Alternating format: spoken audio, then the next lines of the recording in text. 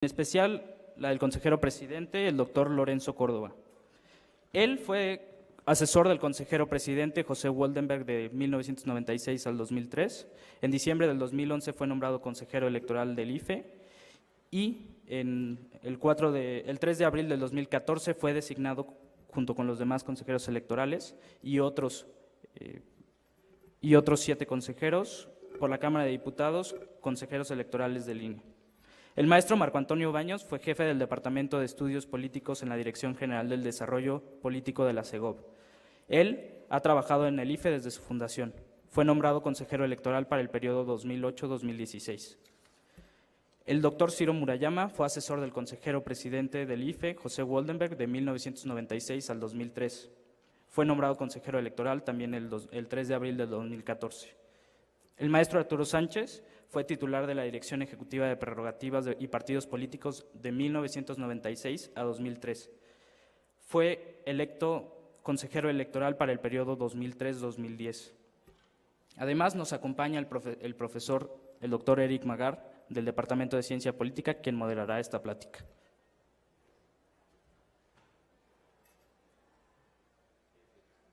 Bueno. Muy buenas tardes. Quiero agradecer primero a la representación de Alumnos Pareto por haber organizado este evento a quemarropa. Nos faltan muchos elementos de estructura aquí, no solo en el INE, están esperando todavía legislación secundaria que les diga qué pueden hacer. Y en este encuentro estamos haciendo honor un paralelismo a esa situación, porque en realidad tenemos que definir, me toca ahora definir el formato de la charla. 2 de los consejeros, incluido el presidente, tienen obligaciones contraídas previamente que los obligan a salir a las 2 de la tarde, tengo entendido. Entonces, lo que les propongo es hacer 2 rondas de intervenciones por parte de los invitados, empezando por los que tienen que irse temprano, que hablen unos 10 minutos cada uno. Abrimos una ronda de preguntas y respuestas con el público y posteriormente le daré la palabra a los otros 2 consejeros electorales para que, pues, de hecho ya con conocimiento de la agenda, puedan darnos sus opiniones sobre la regulación electoral. Pero me da mucho gusto estar pues presente con tan eminentes personalidades y creo que tenemos mucho que aprender de lo que nos dirán ahora. Pues le cedo la palabra al consejero presidente Lorenzo Córdoba.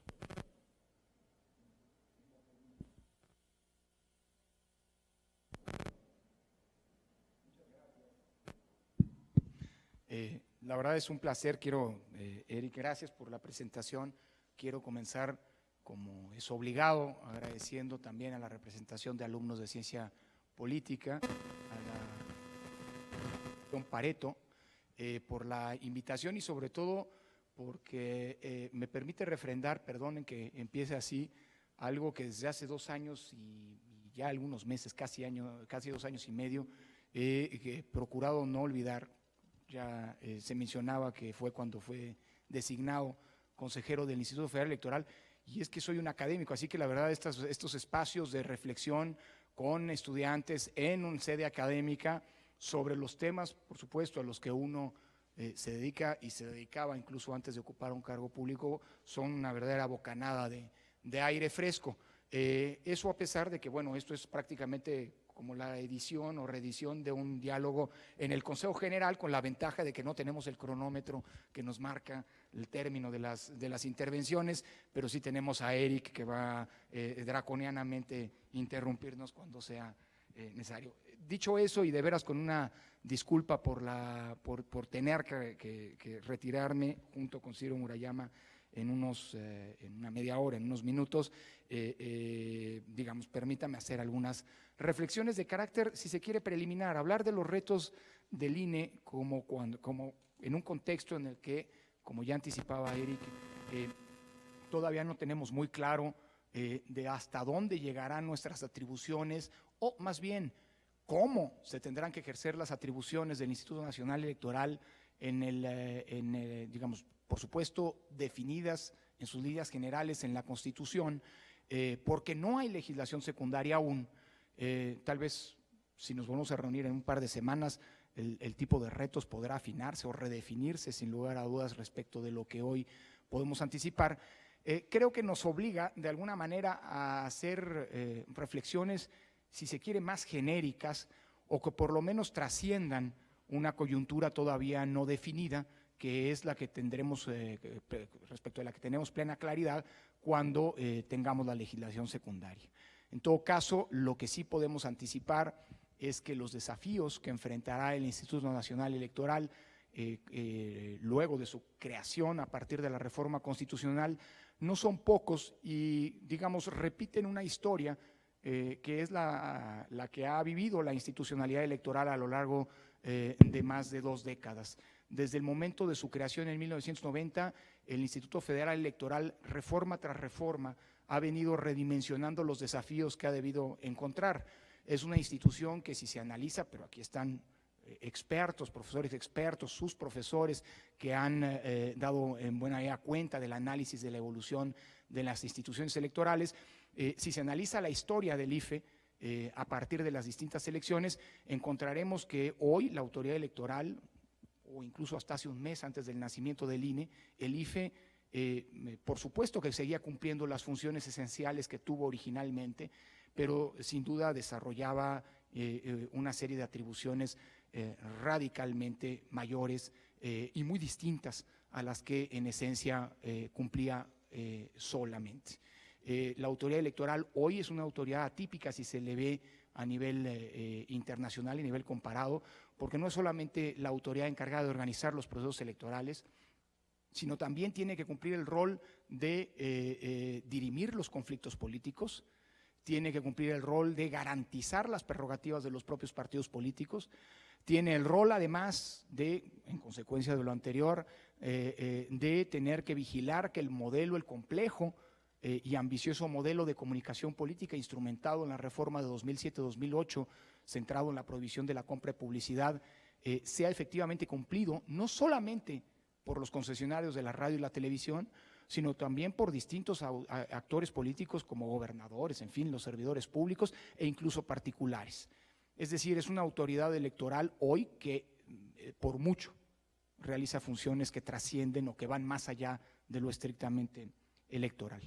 Y la reforma de 2014, la reforma del 10 de febrero pasado, continúa esta tendencia de acumulación de atribuciones y consecuentemente de retos que tienen que enfrentarse y superarse por parte de la institución electoral, ahora por el INE, en virtud de que nuevamente tenemos nuevas dimensiones, nuevos desafíos, además de todos aquellos que ya cumplía el Instituto Federal Electoral. Es decir, hay quien dice que el INE es simple y sencillamente un IFE reforzado.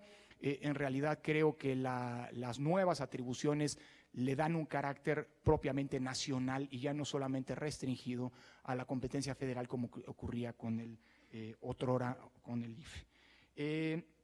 Yo distinguiría esencialmente 2 grandes tipos de retos, insisto, con esta prevención general que anticipaba, es decir, en una semana, espero, pero creo que estos son buenos deseos, cuando tengamos la legislación secundaria. Hay una anticipación ayer hecha por la clase política, ya se dijo que la próxima semana tendremos periodo extraordinario y que sin duda tendremos legislación secundaria. Bueno, desde hace algunas semanas venimos escuchando esto y todavía no la tenemos, ese es el dato objetivo, digamos empírico, de facto del que hay que partir, pero es probable que en unas semanas efectivamente tengamos que redimensionar estos retos. En términos generales, yo distinguiría 2 retos o 2 dimensiones de los retos que enfrenta el Instituto Nacional Electoral. El primero, y que tiene que ver, digamos, con retos de tipo inmediato o con retos de mayor aliento, de largo alcance. Respecto de los de primer tipo, yo distinguiría esencialmente 2 retos fundamentales. Insisto, no pretendo ser exhaustivo, sino pretendo estar hoy todavía en el plano, digamos, de las dimensiones de los desafíos genéricos. El primero, pero puede parecer una obviedad, pero sí me importa enfatizarlo y ahora lo explico el porqué, es tener que enfrentar con éxito las elecciones, así, en plural, de 2015. En 2015 vamos a tener la elección federal para renovar la totalidad de la Cámara de Diputados, pero también habrá una compleja carga política con la cual lidiar, porque tendremos también de manera concurrente la realización de 17 procesos electorales en 17, en otro tanto número de entidades federativas, de las cuales 9 son elecciones para renovar el Poder Ejecutivo. Es decir, las elecciones del próximo año implicarán la renovación de la tercera parte prácticamente de los gobernadores del país.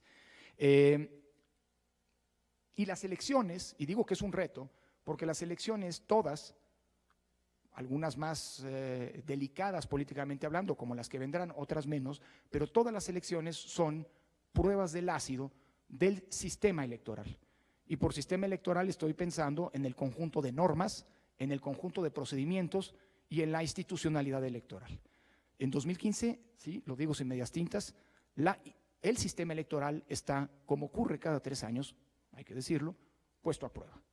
Nada más que en esta ocasión se pone a prueba con una serie de atribuciones nuevas, no experimentadas, no instrumentadas, no implementadas todavía, con una institucionalidad de nuevo cariz y con una serie de procedimientos que hoy todavía no podemos definir, que supongo que seguirán esencialmente los exitosos procedimientos que se habían venido instrumentando y operando en el pasado, pero que eventualmente pueden cambiar con la legislación secundaria. Es decir, el complejo sistema electoral, me temo, estará a prueba en las elecciones de 2015. Y el desafío que tenemos enfrente, dado que el INE es el órgano responsable de superar o de conducir normas, procesos y, por supuesto, de ponerse a prueba como institución electoral en los comicios del próximo año, me parece que el Instituto Nacional Electoral tiene el enorme desafío de llevar a buen puerto al sistema electoral. No solo, creo que tenemos el desafío de, en consecuencia de ya hacer bien las elecciones, de propiciar estabilidad política como consecuencia de los comicios del año próximo, creo que tenemos en consecuencia el desafío, decía, de probar que esta reforma es practicable, de, digamos, dar un paso adelante y de exorcizar la tentación de que en 2016 nuevamente nos veamos sometidos como sociedad a la compleja y tensionante tarea de reinventar una vez más el sistema electoral. Los alemanes dicen que las reformas electorales son reformas interminables. Y efectivamente, al cabo de cada elección siempre es pertinente revisar y adecuar las normas para enfrentar los desafíos de la vertiginosa vida política de una sociedad democrática. Pero una cosa es ajustar las reglas, los procedimientos, y otra cosa es reinventarlos. Creo que ya como sociedad no estamos para reinventar lo electoral o reinventarnos en lo electoral, sino pasar a atender los que son los verdaderos problemas estructurales de la sociedad mexicana. Claro, para poder hacer esto, no solamente tenemos que demostrar la practicabilidad de las recientes y complejas normas constitucionales, sino también tener la capacidad de diagnosticar cuáles son las áreas de oportunidad que nos permitan, en 2015, a través de los representantes en el Consejo del Poder Legislativo o directamente con los actores políticos, entregar una especie de libro blanco que permita orientar los trabajos de adecuación de las normas electorales en un futuro. Hay un país, Panamá, que tiene por disposición constitucional, en el que por disposición constitucional la autoridad electoral tiene la tarea de presentar al cabo de cada elección una propuesta de reforma electoral precisamente para que puedan, una iniciativa pues en plena forma para que puedan revisarse las normas y mejorarse los procesos. El segundo gran reto inmediato es el que tiene que ver precisamente con la instrumentación de la compleja reforma electoral. La reforma electoral es una reforma que conlleva un sinnúmero de atribuciones novedosas, atribuciones que así, a vuelo de pájaro, ya permiten advertir las dificultades que tendrán para operarse, dificultades de tipo operativo, técnico, pero también dificultades de tipo político. Ya quiero vernos cuando tengamos en breve tiempo, me imagino, que designar a los consejeros electorales de los órganos públicos locales electorales, organismos públicos electorales locales electorales, los OPLES, a no confundir con hopeless, es otra cosa.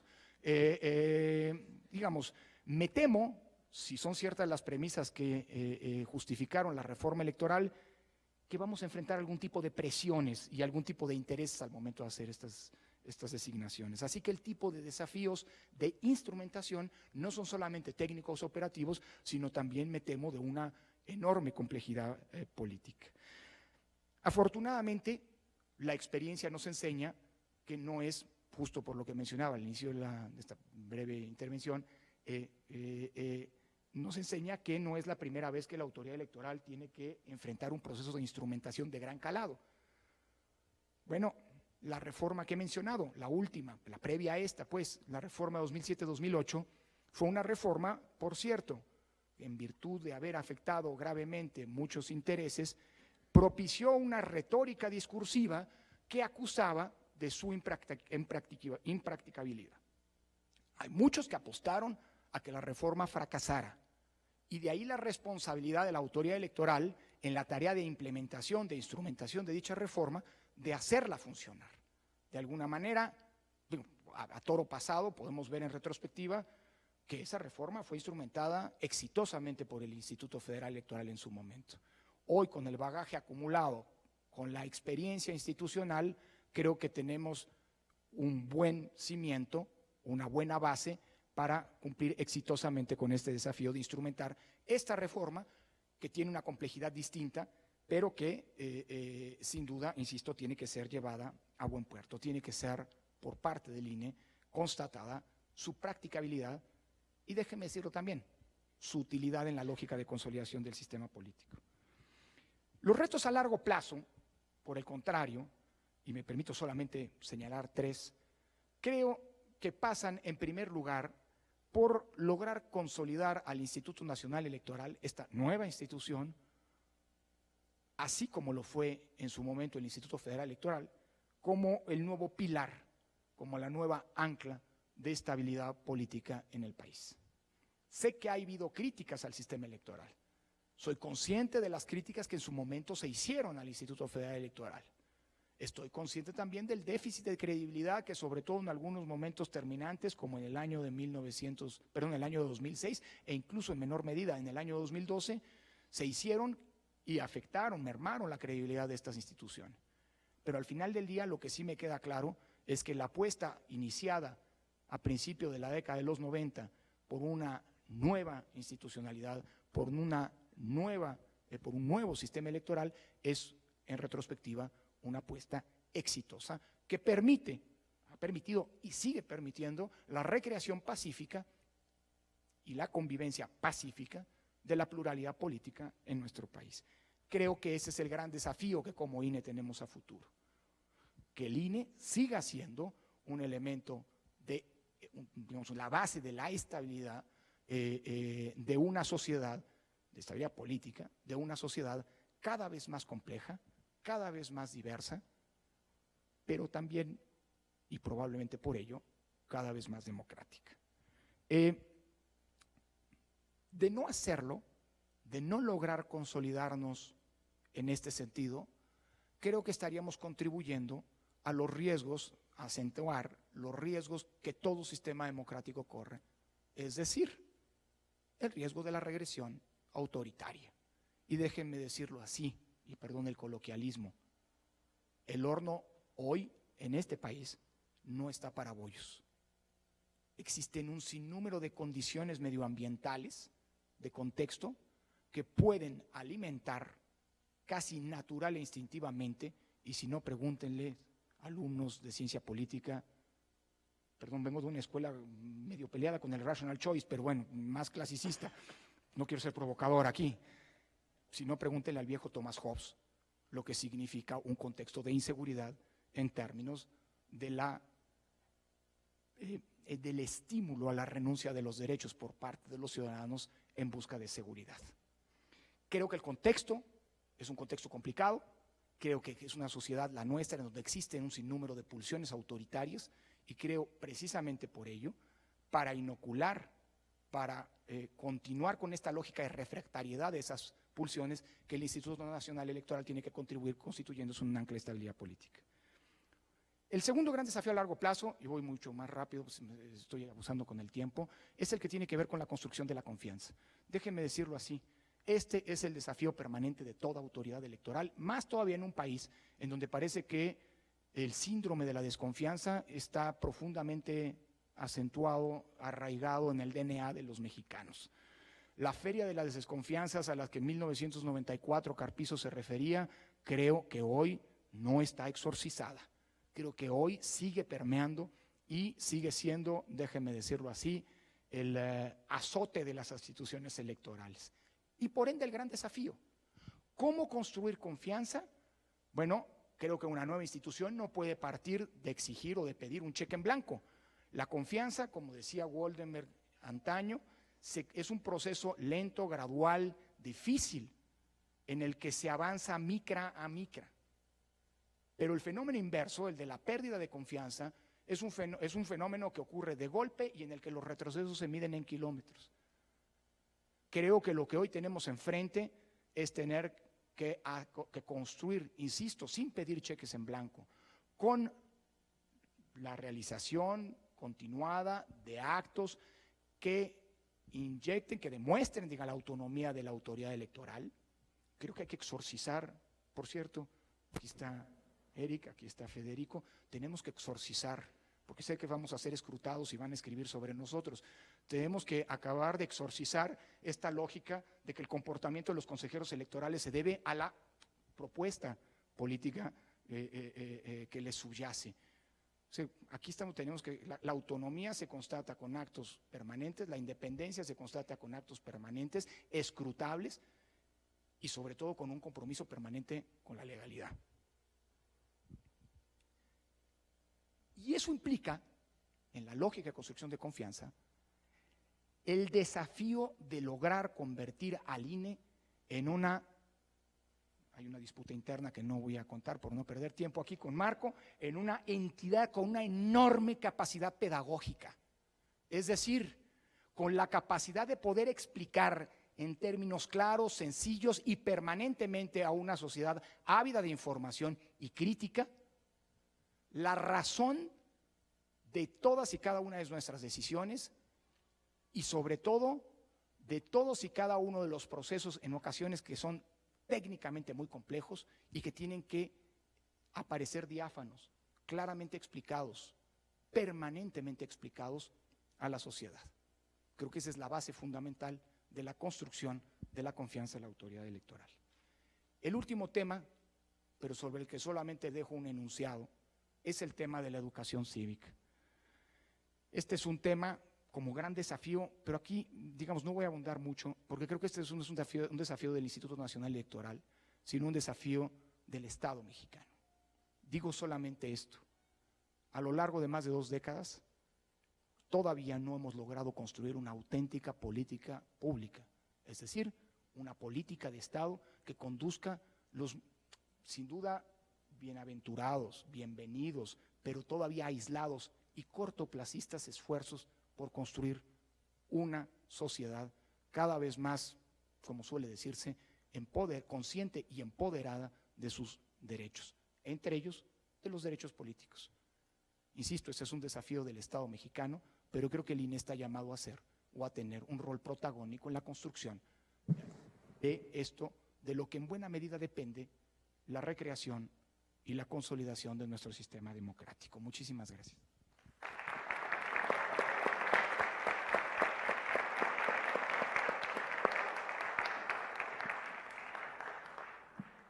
Muchas gracias, consejero presidente, por exponernos con claridad y síntesis los principales retos de corto y largo plazo del nuevo Instituto Nacional Electoral. Quiero darle la palabra al consejero Ciro Murayama. Gracias. Gracias. Pues gracias a la Asociación de Alumnos que nos invitó, a todos ustedes que están aquí, a los profesores, al ITAM por su hospitalidad. Decía que es la primera invitación universitaria que recibimos desde que hemos sido designados y pues es un gusto, así que digamos es una suerte de estreno con un público y unos interlocutores estudiantes, pero al mismo tiempo universitarios, desde la academia, ¿no? Entonces, yo quisiera atender al público con el que estamos para hacer algunas reflexiones más breves de lo que había pensado por las limitantes de tiempo que ya se comentaban. Lo primero es reconocer, no hace falta estudiar ciencia política, pero si se estudia, pues se tiene más documentado, que en nuestro país hay una insatisfacción con la vida política. Basta subirse al metro, al pecero, conversar con la familia para saber que hay una insatisfacción con lo que nos está dejando la vida política, a pesar de que hace algunos años pudo haber, sobre todo antes de la primera alternancia, una sobrecarga de expectativas de lo que la alternancia y la representación de la pluralidad en el Congreso nos podría traer para resolver el conjunto de problemas que veníamos acumulando como país. Más bien al contrario, se han sumado algunos problemas, en particular el de la delincuencia y la inseguridad, pues de una manera más cruenta de cómo se manifestaban en el pasado. Ya el programa de las Naciones Unidas para el Desarrollo, en su informe de la democracia en América Latina, informaba hace 10 años del riesgo de que en la región el descontento en la democracia se nos volviera un descontento con la democracia. Y yo creo que ese es un punto de partida para quienes asumimos una responsabilidad en una institución de Estado que tiene que ver precisamente con la vida democrática. Y es reconocer este descontento que se traduce en las encuestas en desconfianza hacia la labor institucional y en general hacia la política.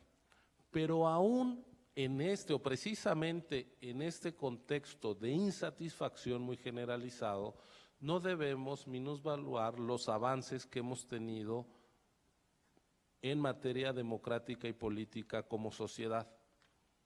Tenemos elecciones auténticas en donde compiten fuerzas políticas muy fuertes, muy bien representadas entre los ciudadanos, con candidatos con mucha capacidad de arrastre de millones de votos, con resultados de pronóstico reservado. Es decir, a diferencia de lo que vivimos en este país o se vivió durante décadas, las elecciones no son un ritual con ganadores y perdedores predeterminados, sino auténticas, justas, democráticas.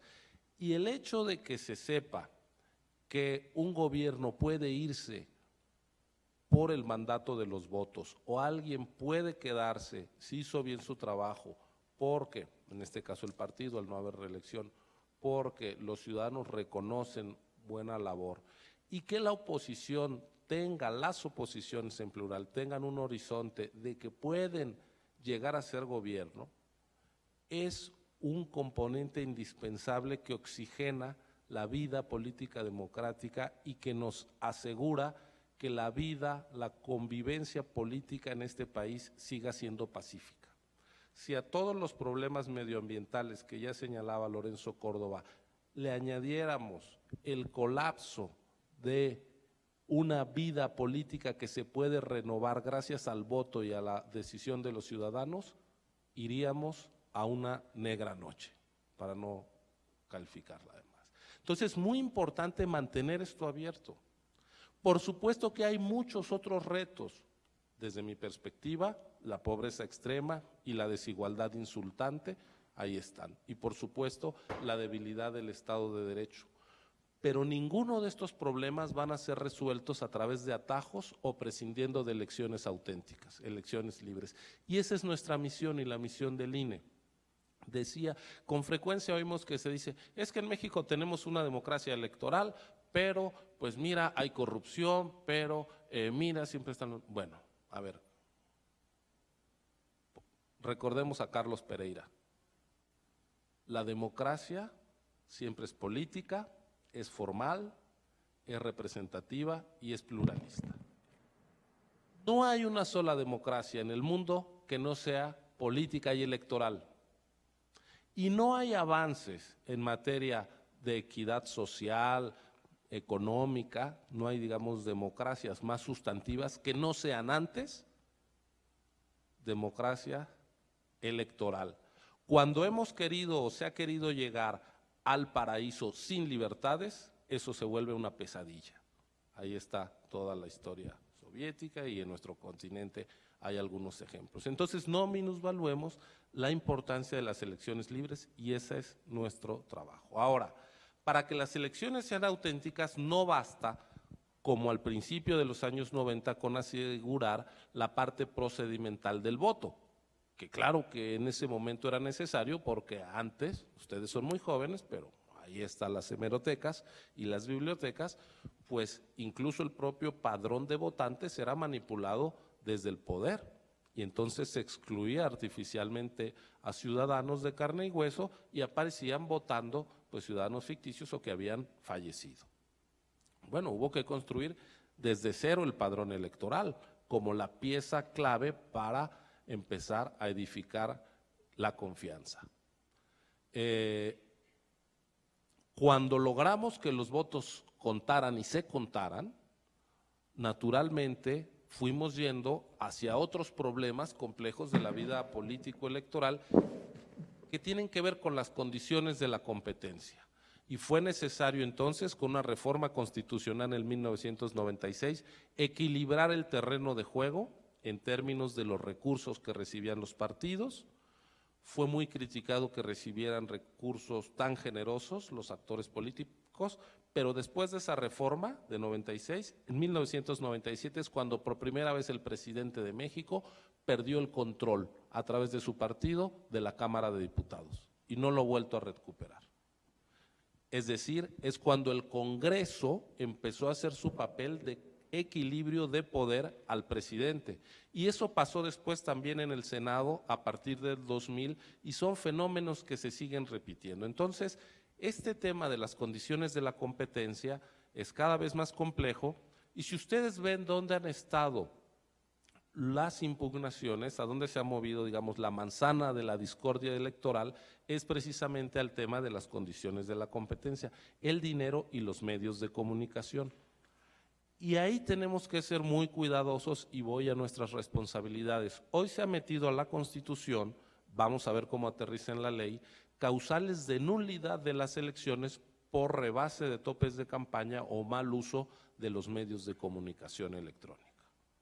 Bueno, tenemos que ser lo suficientemente prudentes para distinguir entre una campaña que rompe, que arrasa todos los preceptos y principios de una contienda democrática a una mala conducta de un actor que se puede identificar, aislar, pero que podría poner en riesgo, si lo sobredimensionamos, como fue el caso del calzoncillo de Márquez en una pelea en Las Vegas, que sirvió para anular una elección donde 300,000 morelianos habían salido a votar en un contexto de ya mucha inseguridad en su ciudad y aún así en un ejercicio de responsabilidad y valor cívico salieron a la calle, votaron con contundencia y 2 magistrados de un tribunal decidieron que era más importante que esa voluntad lo que pasó en Las Vegas en un cuadrilátero y que se transmitió, por cierto, por tele de cable. Bueno, ahí está nuestra responsabilidad en parte, en saber defender el voto ciudadano. Y termino con la parte de la responsabilidad. Yo creo que nosotros tenemos que ser observados por los actores políticos, por la ciudadanía y por la academia. Nuestro nombramiento es un nombramiento político, pero que sea político no quiere decir peyorativamente que lo que sea política, y ustedes lo saben como estudiantes de ciencia política, es perverso o contaminado o amoral. Somos fruto de un consenso político entre actores políticos, pero eso no nos vuelve correas de transmisión de ningún actor político. Estamos obligados, cada uno de nosotros, a respetar la Constitución, que nos obliga a ser imparciales, objetivos, independientes de las fuerzas políticas. Y, atendiendo a las preguntas que nos distribuyeron para venir aquí, diría, la imparcialidad del INE no va a ser la suma de parcialidades. Esa hipótesis de trabajo que cobró, digamos, cierta carta de naturalidad en algunos circuitos, pues la verdad es que fue incluso una coartada cínica, porque le echó a andar un académico que se identificaba con una fuerza política desde el Consejo General del IFE. Y luego la retomaron algunos académicos también de nuestra universidad, de la UNAM, que no creen que pueda haber ética en el comportamiento de los actores. Y yo creo que cortar la responsabilidad de ética y la valoración de la argumentación y de las decisiones de los actores políticos y creer, y esto viene, perdón, desde el campo donde yo me formé de la economía, de una suerte de racionalismo sin autonomía que responde solo a estímulos, pues empobrece el análisis. Yo los invito a que juzguen nuestros actos, a que revisen nuestras decisiones. Y a veces no basta un modelo econométrico para explicar algo. Un modelo econométrico nos da un resultado, un índice, un parámetro, en fin, pero no nos da una explicación. No podemos hacer una serie de variables en un modelo de votaciones donde metas igual la orden del día, donde todos estamos de acuerdo, que la decisión sobre Pemex Gate y Amigos de Fox, por ejemplo. Y donde no veas cómo se argumenta, porque sin argumentación y sin razón, si le quitamos eso al análisis político, pues estamos reduciendo el universo intelectual que se ha construido a lo largo de siglos de pensamiento y reflexión política a un cuartito de herramientas. No. El Stata no sustituye la inteligencia de ustedes como analistas. Y creo que desde ese punto de vista, las decisiones que vayamos tomando deben ser adoptadas, porque si hacemos la alineación inicial de este consejero, lo propuso tal, y vamos a ver cómo votó, pues eso se acabó muy rápido, se acabó el primer día, porque los consejeros votamos un caso sobre Oaxaca, rompiendo todas las alineaciones preconcebidas que dicen que somos correas de transmisión. Bueno, entonces yo hago una invitación a que ustedes nos escruten, analicen nuestras decisiones, conversen con nosotros, se lo agradezco mucho, incluyendo una exigencia que a veces el modelo no puede meter, pero de la que nosotros no nos podemos deshacer como funcionarios del Estado, una exigencia ética. Exíjanos también éticamente. Muchas gracias.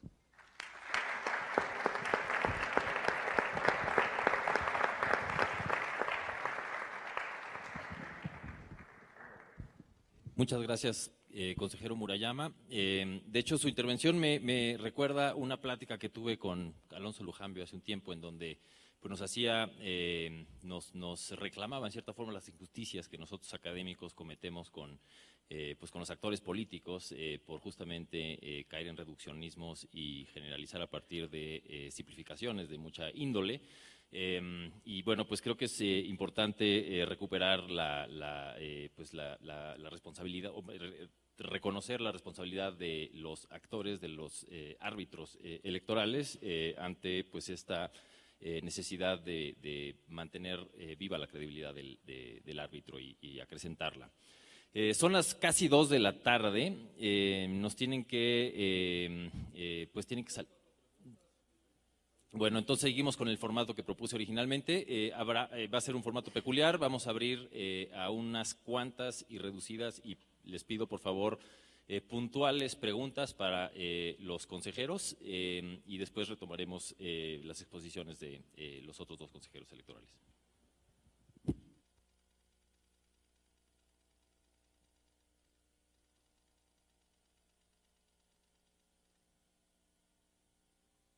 Muchas gracias. Soy Abraham Salas, estudiante de Ciencia Política, 8º semestre, y es una pregunta dirigida a los 4 consejeros. Bueno, sí, es una pregunta. Es más que nada pedir su opinión acerca del financiamiento privado en las campañas políticas. ¿Están a favor, están en contra y qué opinan? Perfecto. Juntaremos un par de preguntas, 3, digamos, y después les damos la palabra a los consejeros. No. ¿Qué tal? Buenas tardes. Muchas gracias por su asistencia. Brevemente la pregunta dirigida al consejero Murayama. ¿Cuál es su opinión o qué esperaría en términos de fiscalización a los partidos políticos después de la peculiar experiencia de la unidad de fiscalización en 2012? Muy conciso.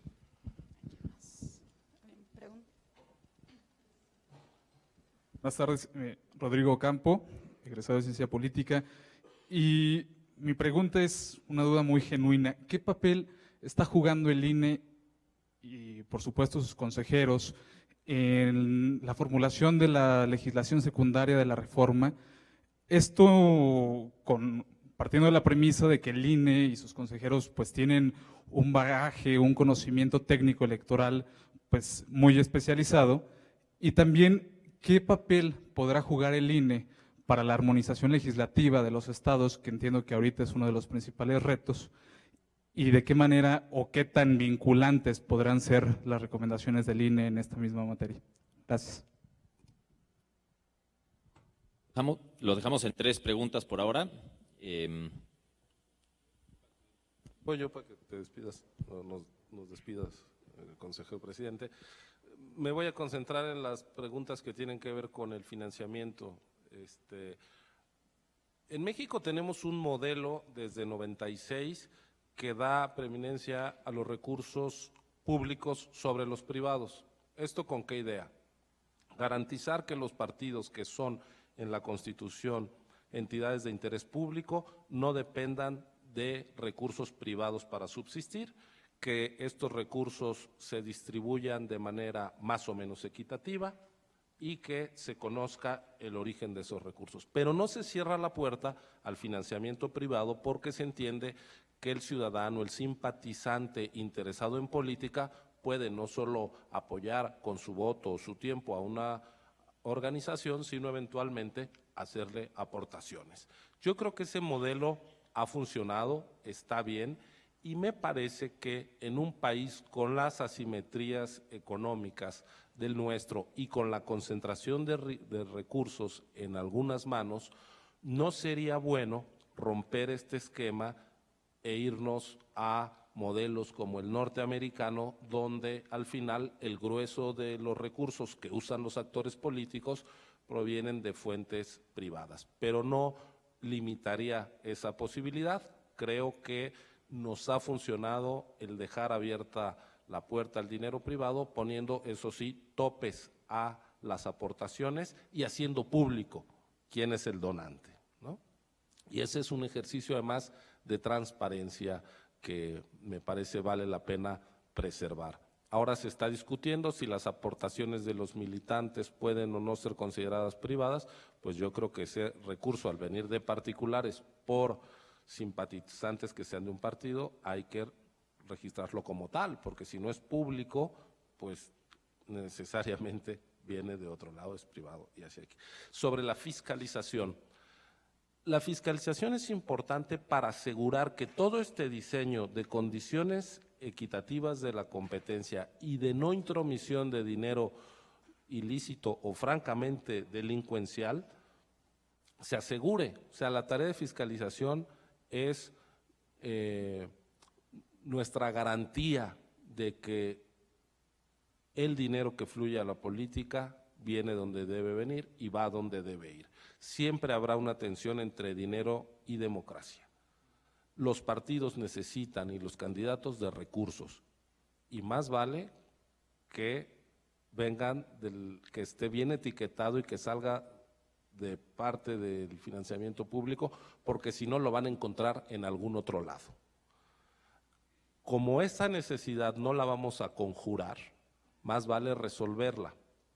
Y, por lo tanto, la fiscalización juega un papel muy importante. Hemos tenido varias experiencias.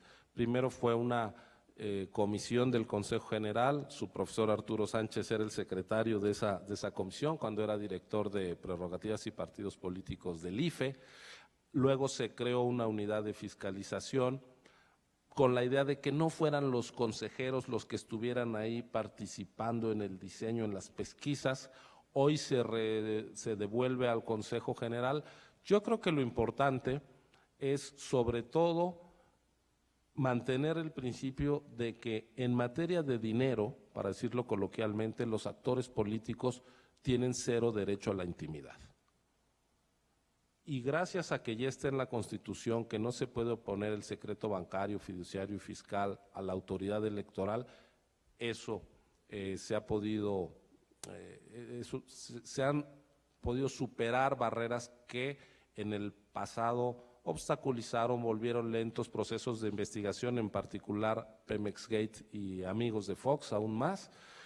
Y ahora, pues la idea de que exista una fiscalización nacional, que ahí sí estamos a la espera de que la legislación secundaria nos diga el modelo, si el INE va a fiscalizar todo directamente o a través de un sistema nacional de fiscalización, pues yo creo que eso dará un grado de exigencia mayor. Pero en todo caso, creo que seguimos en una línea de continuidad evolutiva, por llamarlo de alguna manera. Bueno, le doy la palabra a Lorenzo. Gracias. Gracias, Ciro. A ver, yo nada más una glosa a propósito de la pregunta del financiamiento. Sé que la pregunta era financiamiento privado, pero dado que hay financiamiento privado, permítame hacer una reflexión adicional a propósito del financiamiento público. Cuando se hizo esa apuesta de la que hablaba Ciro en el año de 1996, de preeminencia del financiamiento público sobre el privado, se pretendía conseguir tres cosas. Luego podemos juzgar si se consiguieron efectivamente o no. Yo creo que sí, pero bueno. En primer lugar, generar una equidad en las condiciones de la competencia, un piso de equidad en las condiciones de la competencia que evidentemente el financiamiento privado no te permite. Si tú sabes, partido, que gozas de una base de financiamiento proveniente del Estado que te permite, competir con un mínimo de condiciones que te permitan un éxito al menos, una expectativa de éxito. Y aquí un dato importante, equidad no significa igualdad. Que uno gaste 10 pesos más que otro no significa que se han roto las condiciones de equilibrio de la competencia. Que uno tenga 10 pesos y el otro no tenga nada, ahí sí estamos frente a un problema de equidad. Digo, porque lo de la equidad luego se ha manipulado demagógicamente como en el sentido de que no hay igualdad en las condiciones. Pues nadie está pretendiendo que una competencia democrática tenga que partir de igualdad. Equidad significa igualdad en condiciones esenciales. Segundo gran objetivo, y el financiamiento público, por cierto, no lo permite. El financiamiento público va a quien resulta más atractivo y se acabó. Y sí te puede generar condiciones de inequidad eventualmente radicales. Dos, generar una mayor transparencia. Dado que la mayor parte del financiamiento de los partidos políticos proviene de las arcas públicas, lo entrega la autoridad electoral, se sabe peso a peso, centavo a centavo, a cuánto asciende. Evidentemente el problema de la fiscalización en términos de los ingresos no está allí, sino del otro lado, del financiamiento privado y, por supuesto, del financiamiento no reportado, pero Arturo aquí tiene una larga historia que podría contar mejor que yo. Y en tercer lugar, que no es menor, generar o intentar generar autonomía en los actores políticos respecto de los intereses que inevitablemente están detrás del financiamiento privado. Por supuesto, no del financiamiento del que contribuye en un boteo. Ya sigue en la ley lo del boteo. Ya nadie hace boteo, pero bueno, las colectas públicas para el boteo, a lo mejor estoy hablando en arcaico para ustedes, pero bueno, en fin, cuando nosotros éramos estudiantes nosotros boteábamos, en efecto. Estamos hablando del big money y detrás, es decir, un dato por cierto de la fiscalización y de la transparencia, en las elecciones del año 2000 Arturo era justamente el secretario técnico de la comisión, por primera vez se hicieron públicos, por cierto, anticipándonos desde el IFE a la ley de transparencia, por primera vez se hicieron públicos los nombres y los montos de los aportantes de financiamiento privado a los partidos. Y hubo datos interesantes, como por ejemplo Carlos Slim y toda su familia aportaban todos el límite máximo permitido por la ley a todos los partidos. Digo, si alguien se pregunta por qué pueden cambiar gobiernos y Carlos Slim no pierde, bueno, ahí hay una primera hipótesis de trabajo, ¿no? Voy al tema de la pregunta, pues, que se plantea de cuál es el rol del INE. A ver, desde principios del mes de enero, los 4 consejeros, aquí está Marco, falta Benito y María Marván, que es profesora aquí justamente de este departamento, decidimos que a pesar de que, digamos, planteábamos críticas severas a la reforma constitucional, esas críticas estaban centradas más bien en las preocupaciones que nos generaban y que las mismas podían resolverse a partir de una especificación, de una claridad a través de la legislación secundaria. Para decirlo en pocas palabras, estamos y seguimos, creo, convencidos de que la legislación secundaria puede disipar dudas, puede aclarar preocupaciones y puede eventualmente enmendar algunos entuertos u omisiones de la legislación constitucional. Por ejemplo, el tema de la educación cívica. Creo que hay un consenso. La educación cívica, si ustedes ven la Constitución, se remite a los órganos electorales de los estados, se le quita al INE. Bueno, en la legislación secundaria ya sabemos, lo hemos logrado sembrar, que al INE se le dé una especie de rol rector de la política pública de educación cívica. A partir de esa convicción, ofrecimos el soporte técnico, que no político, a los trabajos, digámoslo así, de negociación y de consenso político que se traducirían en legislación secundaria. Tuvimos a lo largo del mes de enero y de febrero, en la presidencia que me tocó, entonces acuérdense que estamos en una lógica rotativa, ejercer a mí y luego a Marco, reuniones con todas las dirigencias de los partidos políticos, reuniones con los órganos de dirección de las cámaras de diputados y de senadores, nos reunimos con todos aquellos que sabíamos que estuvieron involucrados en la redacción de la reforma constitucional. Externamos nuestras preocupaciones, alertamos sobre los eventuales riesgos y entregamos notas técnicas. A partir de entonces se estableció un canal de comunicación muy fluido, informal. Nunca tuvimos una petición por escrito, lo digo con todas las letras, en la lógica de contribuir técnicamente al proceso de reforma electoral. En el plano de la legislación secundaria, cuando se hizo la legislación constitucional quisimos decir algo, Marco, pero pues nadie nos peló. Pero bueno, a ver, el rol de la autoridad es ese, creímos, ese rol de acompañamiento. Y con la llegada de los nuevos colegas, con la integración del Consejo General del INE, hubo de inmediato un refrendo, digamos, de esa voluntad y esa disposición de la autoridad electoral de contribuir técnicamente, que no políticamente, con los procesos de negociación. Y así lo hemos venido haciendo. Hemos venido recibiendo solicitudes, consultas. A ver, déjenme decirlo así. Los que mejor saben organizar elecciones ni siquiera son los que están sentados aquí. Tal vez Marco y Arturo, que han presidido las comisiones de organización, pero me atrevería a decir, sin despecho de su know-how técnico, que ni siquiera ellos saben hacer elecciones desde el punto de vista montar una casilla, como la gente del servicio profesional electoral, como los que capacitan a los propios ciudadanos que funcionan como ciudadanos, como funcionarios de casilla. Y por esa misma razón, si ni siquiera Marco y Arturo pueden hacerlo, pues menos los legisladores. Saber derecho electoral no significa haber ganado en una elección. Bueno, Marco sí, pero hay una historia personal. Marco viene desde los puestos operativos más bajos del propio instituto y la suya es una historia de éxito personal. Pero los legisladores saben de las elecciones porque ganaron una elección, porque contendieron en ella, no más, la verdad. Algunos más, otros menos. Por eso la disposición del INE es una disposición no de estorbar, sino de procurar contribuir a que la legislación secundaria salga bien y pronto si es posible. Muchas gracias. Pues les agradezco mucho su presencia. Un aplauso, por favor.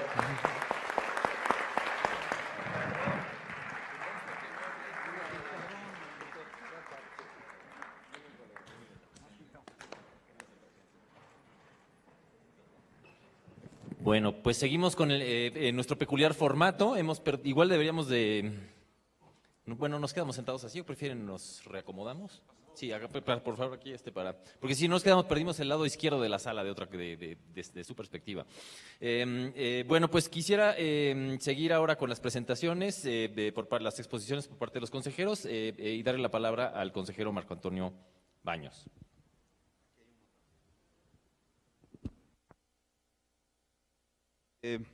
Muchas gracias por la generosa invitación que nos hicieron para estar con ustedes el día de hoy. Y por supuesto que es un honor compartir este espacio de reflexiones con el presidente del instituto y con otros colegas de la propia mesa, el consejero Arturo Sánchez y el consejero Ciro Murayama. Pero el tipo de reflexiones que han vertido mis colegas me lleva a intentar ir a otros de los puntos que tenemos pendientes, no sin antes compartirles una anécdota. En el año de 1994 se hicieron unas elecciones que en mi opinión son también paradigmáticas en lo que hizo el IFE. En ese proceso electoral se inauguraron muchas cosas importantes, por ejemplo, los materiales electorales que con algunos matices se han venido manteniendo en las elecciones, y curiosamente el tema de las urnas, recordaba junto con Arturo hace unos minutos, se discutía el ancho de la ranura, que hoy pareciera una discusión absolutamente extraña en los temas electorales, pero en 1994 el ancho de la ranura de las urnas era una discusión porque se habían construido tradicionalmente con 1 centímetro de ancho y 12 centímetros de largo, así que cabían como unas 20 boletas dobladas al mismo tiempo en ese tamaño de la ranura, así que cuando a mí me dijeron resuelva eso, porque yo era director ya en ese momento del área de estadística y materiales electorales, pues yo dije, pues ¿qué le resuelvo? Nomás le quito un poco de milímetros al ancho de la ranura y a ver que metan más de una boleta doblada. Así que son discusiones que hoy día no tienen mayor relevancia porque se resolvieron hace mucho tiempo, incluso el carácter, digamos, transparente de las propias urnas está desde entonces. Y solo para que ustedes tengan algunas anécdotas complementarias de lo que significan estas elecciones precedentes, el líquido indeleble lo hizo la Facultad de Ciencias Biológicas o la Escuela Nacional de Ciencias Biológicas del Instituto Politécnico Nacional, lo hizo a partir de una cosa que ustedes conocen ordinariamente en su casa, que es el vinagre. El líquido indeleble es ácido acético, es vinagre, y no pinta, ¿eh?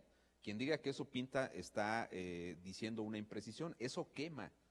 Así que cuando a las damas con toda razón se les impregna el pulgar derecho con la tinta indeleble y se molestan, pues ocurre que para que se quite esa marca solo se puede quitar con el proceso natural de la descamación de la piel. Es una quemadura muy leve que se genera a partir de una reacción química entre los componentes de la parte superficial de la piel y el ácido acético, que es el elemento central del líquido indeleble, que también se descubrió, por así decirlo, en el proceso del 94, pero esa elección tiene el primer PREP de un proceso electoral, tiene la doble insaculación y una serie de procedimientos que hoy día están muy acreditados en las elecciones. Así que a mí me parece que uno de los primeros retos que deben mantenerse. Bueno, y le quiero contestar a Córdoba, yo aprendí a armar las urnas porque pues había que ver cómo se armaban para luego decirle a los funcionarios de las mesas directivas de casilla, así que en mi caso sí le aprendí un poquito a ese tema. Pero uno de los principales retos que yo le veo al INE es cómo le vamos a hacer para mantener esos niveles de eficacia operativa y técnica. Porque ustedes vean cómo una de las discusiones centrales tuvo que ver justamente con el hecho de ver cómo se traslada los estándares de calidad que tienen las elecciones en el ámbito federal hacia el ámbito de las entidades federativas. Estándares que, por cierto, insisto, en la parte operativa y técnica pareciera que no tienen ninguna importancia, pero si ustedes recuerdan algunas cifras van a encontrar cómo en el proceso electoral del año 2012, con toda la discusión que se dio a partir de los temas de fiscalización, solo 2 mesas directivas de casilla no se instalaron en todo el país. Es un asunto de un récord que impone una estructura ejecutiva haciendo elecciones. Solo 2 casillas vinculadas a un problema de violencia, pero local, estrictamente local, en 2 secciones del estado de Oaxaca. Ni siquiera, por ejemplo, en entidades federativas como en su momento fue en 2009 Ciudad Juárez, que se decía que era una tierra sin ley o un lugar donde no se podía poner orden porque parecía que el crimen organizado mandaba por encima prácticamente de las instituciones y había muchas dudas. Vean ustedes los reportajes del Excelsior en el proceso electoral del 2009 y van a encontrar cómo había muchas dudas de que se pudieran instalar. Había 1000 casillas programadas para instalarse en los 4 distritos electorales de Ciudad Juárez. En todo Chihuahua, en el proceso electoral del 2009, solo 2 casillas no se instalaron en aquella ocasión, ninguna de ellas en Ciudad Juárez, sino en un problema de un municipio que se llama Guadalupe, en Chihuahua, que tuvo lluvias torrenciales y no fue posible la instalación de las mesas directivas de casilla. Así que el tema de cómo le hacemos para trasladar este tipo de cuestiones hacia las elecciones locales no va a ser un tema menor, es un tema que tiene que irse perfilando pues de acuerdo a las características, a la idiosincrasia que tienen las elecciones, pero que además desde la propia legislación traemos como un tema que tiene que ver con una imprecisión o con una falta de precisión en algunos puntos, porque todo lo que tiene que ver con la capacitación electoral es facultad del INE, pero una vez que esté aprobada la legislación se entenderá por delegada a los organismos electorales locales. Es una cosa medio rara que está prevista así. En el tema, por ejemplo, de la capacidad que tendrá la institución electoral para poder organizar elecciones locales. Hoy día en los discursos, en los escritos, en los artículos que vemos cotidianamente en la prensa, pues mucha gente dice que una de las principales características que diferencia al INE del Instituto Federal Electoral es que va a ser las elecciones locales. Cuidado con el tema, Cuidado con el tema porque lo que la Constitución colocó fue una facultad de atracción del Instituto Nacional Electoral para poder organizar elecciones de carácter local. ¿Qué significa esto? Que si, por ejemplo, a Marco Baños se le ocurre llegar al Consejo General y decir, vamos a organizar las elecciones del Estado de Hidalgo. ¿Por qué las de Hidalgo? Pues porque yo soy de Hidalgo y tengo interés en organizar las elecciones de Hidalgo. No, eso no es así. Hay que ejercer un procedimiento de atracción que tiene que estar detallado en la legislación de carácter secundario que aún no se aprueba. Ahí se tendrá que poner cuáles son los supuestos, cuál es el procedimiento y cuál es el plazo. Lo que está en la Constitución es nada más la forma de votación para hacer posible la facultad de atracción. Así que todavía traemos ahí como un tramo de definiciones que son necesarias y que van a tener un reflejo concreto en la forma de implementación de la propia legislación. Tanto Ciro como Lorenzo se refirieron tangencialmente a un punto que también tiene que ver con la fiscalización. La Constitución le asigna ahora al Instituto Nacional Electoral la facultad de fiscalizar los gastos de campaña federales y locales, sí, pero habrá que ver bajo qué modalidades que se tienen que establecer en la propia legislación secundaria. Vamos a ver ahora un detalle que es muy importante. Vamos a definir un procedimiento centralizado de fiscalización que incluya la normativa y que incluya el esquema de implementación, o solamente se va a normar y se va a supervisar desde el área central y se va a delegar en cada una de las entidades federativas para que los órganos electorales locales lo hagan. La propia característica de los organismos electorales locales es un tema a discutir, que también tiene que ser todavía de alguna manera aclarado en la legislación de carácter secundario. Porque ahorita también un tema que está en los medios es que los organismos electorales locales perdieron la autonomía. Yo llamaría nada más a que hagamos una reflexión respecto a cómo debe entenderse la redacción del artículo 116 reformado, que dice que los órganos electorales administrativos y jurisdiccionales de las entidades federativas mantienen autonomía en su funcionamiento o tienen autonomía para su funcionamiento. Ese es un tema que nos va a llevar a una serie todavía de deliberaciones para ver cómo implementamos de la mejor manera posible esta legislación. Creo que un asunto vinculado a los retos importantes del Instituto Nacional Electoral está en el tema de la confianza. Ya se referían los colegas un poco al tema de los consejeros electorales. Yo diré que sí, muchos analistas han establecido, y creo que también aquí en el ITAM, algunas mecánicas de valoración respecto a cómo se puede medir o establecer si los consejeros actúan de manera imparcial o si los consejeros favorecen o no con su voto a algún partido político. Pues yo les digo claramente que sí tenemos colores. Yo tengo los colores azules y blancos porque le voy al Pachuca, son los colores que yo defiendo, ¿no? Pero no defiendo colores de un partido político, así que no se espanten. O sea, si un día se dice, por ejemplo, que un consejero, cualquiera que sea, es priista, es panista, o le va al Verde, o le va al Partido de la Revolución Democrática, porque votó en cierto sentido, pues ese mismo consejero en otro asunto vinculado a otro partido político votó de otra manera. Si un día un consejero está de acuerdo, por ejemplo, en que el caso de Monex solo tiene una implicación en la reclasificación del gasto y en las alteraciones prorrateadas a los topes de campaña de las elecciones de diputados, pues en ese momento ese consejero es priista.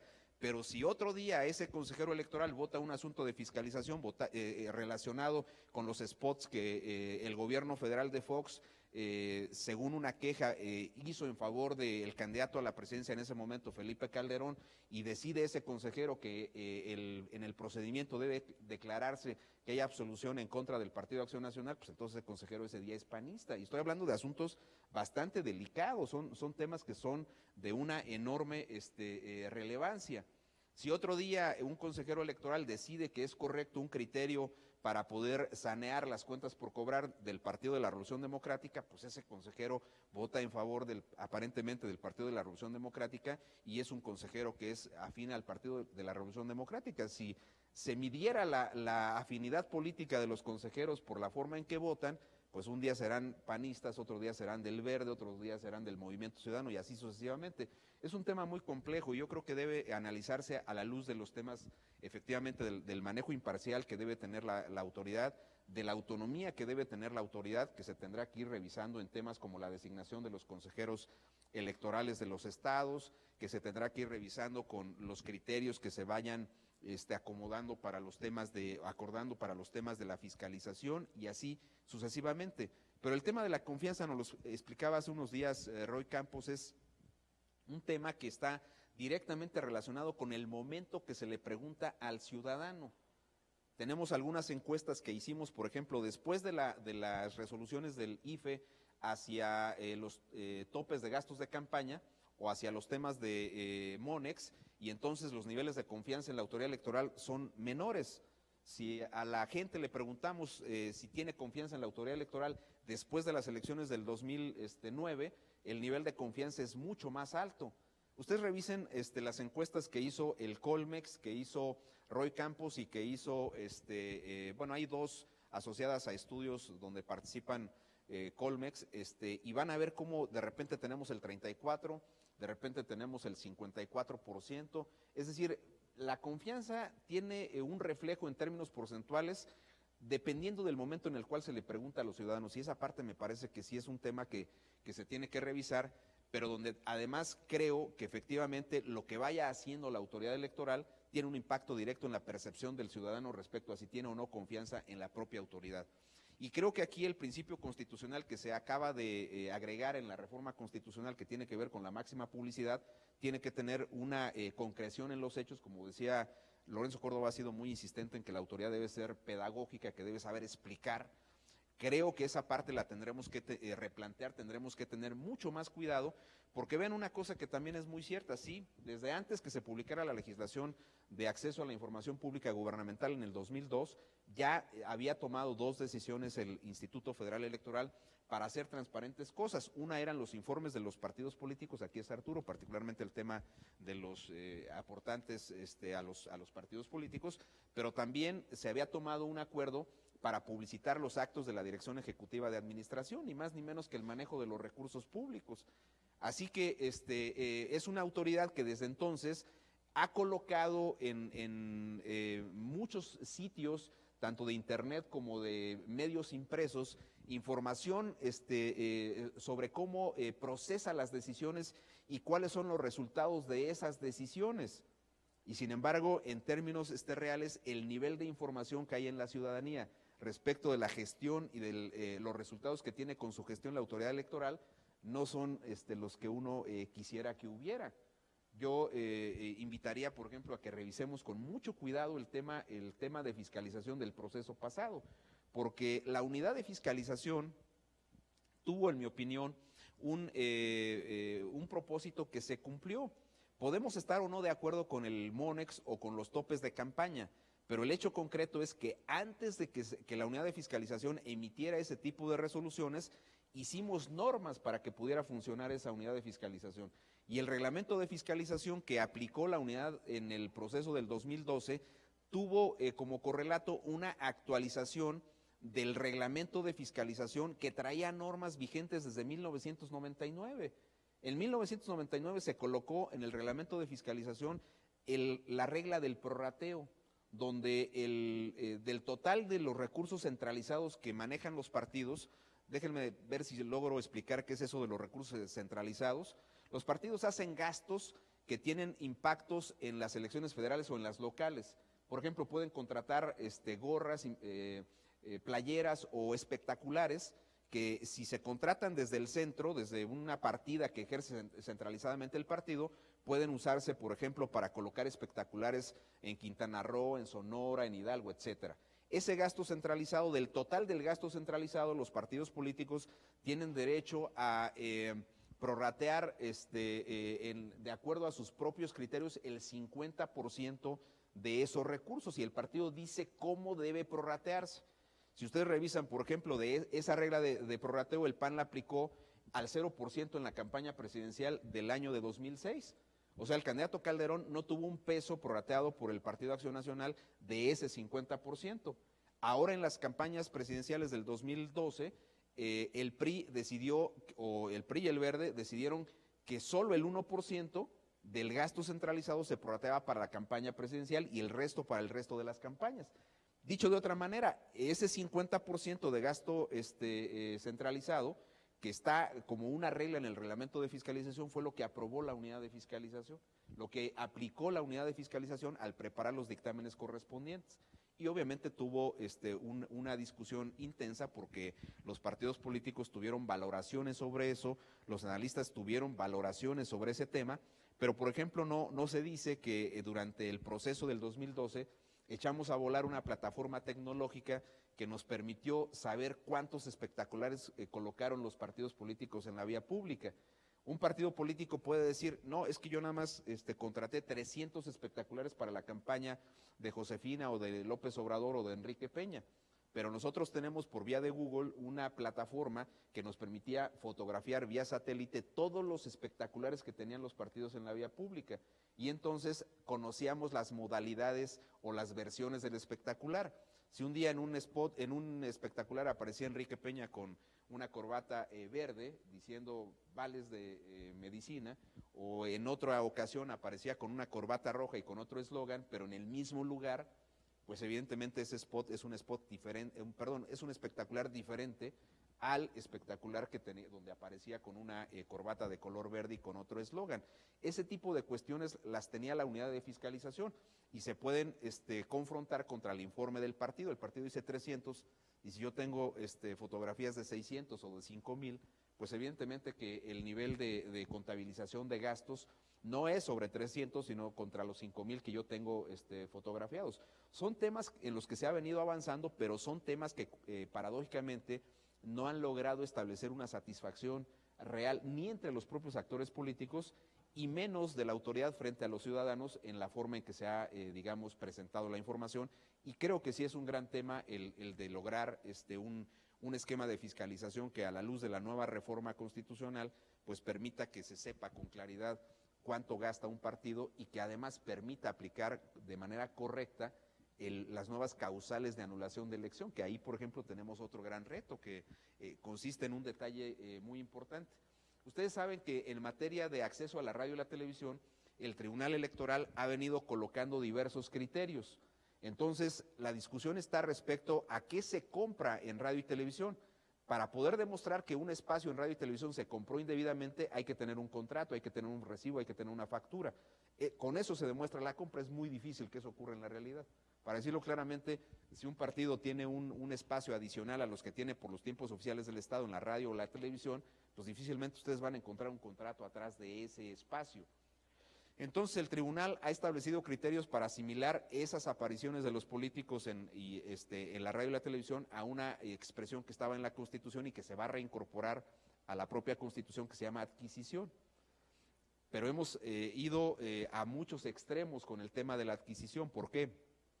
Porque la adquisición, por ejemplo, se empezó a medir en los debates a los candidatos a gobernadores, precandidatos a gobernadores en Nayarit por la coalición del PRD. Cuando Guadalupe Acosta quería ser el candidato a la gubernatura del estado de Nayarit, apareció junto con los demás precandidatos de esa coalición en un programa en el cual se había convocado a un debate a los precandidatos. Nosotros dijimos que sí, que era la modalidad de un debate y que por consecuencia eso no tenía nada que ver con adquisición indebida de tiempos en radio y televisión. Sin embargo, cuando el tema llegó al tribunal, el tribunal dijo, a ver, hablaron de esto y no hay intercambio de opiniones o de puntos diferentes sobre una propuesta de gobierno. Cada quien simplemente dijo cuáles eran sus ventajas, cuáles eran sus ofrecimientos particulares, al no haber intercambio y eso es una adquisición de tiempos, dijo el tribunal. Y ahí empezamos con la discusión tremenda respecto a que estaban prohibidos los debates. Vean todas las consecuencias que va teniendo el tema y los impactos que eso puede tener ante la opinión pública, los temas de confianza y una serie de cuestiones. Luego el tribunal dijo, a ver, si un candidato aparece muchas veces el mismo día en medios diversos de comunicación y está diciendo lo mismo, eso se llama adquisición en los tiempos de radio y televisión. Pero si un noticiero de repente saca muchas cápsulas informativas donde aparezcan mensajes que refieran de una u otra manera a un candidato o los contenidos del discurso de ese candidato, también es adquisición en tiempos de radio y televisión. Todo eso ahora el INE lo tendrá que sumar y tendrá que revisar aplicando criterios de ley o criterios que establezca el tribunal en los topes de gastos de campaña, porque si un candidato se pasa el 5% del tope de gastos de campaña, es causal de anulación de elección. Son temas que van a colocar a la autoridad electoral en una enorme complejidad. Y por el otro lado, pues tendremos que ver desde las elecciones locales si hay un problema en una elección de Juchitán o hay un problema en un municipio de la frontera de Guatemala con Chiapas, México a través de Chiapas, pues ese tipo de problemas hasta dónde van a crecer nacionalmente. Hay otros problemas también en materia operativa que tendrá que enfrentar el Instituto Nacional Electoral que tienen que ver con, en definitiva, qué va a pasar con la credencial de elector. Y no me estoy refiriendo a si los plásticos van a seguir vigentes, los que están circulando ahora, sino si esos plásticos se van a convertir realmente en la cédula de identidad, porque recuerden ustedes que el presidente Calderón empezó con la política correcta del Estado mexicano de emitir la cédula de identidad, dado que el derecho a la identidad es un derecho consagrado constitucionalmente. Traemos un conjunto de temas que son, desde mi punto de vista, complejos, pero evidentemente la traducción de la reforma constitucional, luego la legislación secundaria y su adecuada implementación serán como puntos centrales de los retos que tienen. Para mí ese es el más delicado que tiene hoy día la autoridad electoral. Los mecanismos de comunicación a la sociedad sin duda serán puntos centrales de lo que la nueva autoridad electoral tendrá que hacer y obviamente pues llevar de manera correcta el arbitraje frente a los medios y frente a los partidos tendrá ahora dimensiones en términos de reto que serán mayores para la autoridad, pero para eso evidentemente contaremos con el seguimiento de los medios, de los académicos, de los intelectuales que le estarán diciendo a la autoridad, en esta parte creemos que no se está haciendo esto de manera correcta, en esta parte creemos que sí se está haciendo de manera correcta. Y por último, creo que la parte internacional también tiene mucho que ver aquí, porque el Instituto Federal Electoral logró tener una imagen acreditada en términos de procedimientos, en términos de arbitraje en el ámbito internacional. Hay muchos referentes internacionales que logró dejar el Instituto Federal Electoral y creo que un reto también es ver cómo mantenemos ese esquema de paradigmas que se manejaron desde el sistema electoral mexicano en muchos países. De manera directa se llegaron a organizar elecciones, por ejemplo, en Irak o en Haití, pero asistencia técnica, pues el IFE se la dio a muchísimos países del mundo en 23 años de existencia y particularmente 20 años de esos 23 en materia de intercambio a nivel internacional. Yo dejo aquí mi intervención, señor moderador.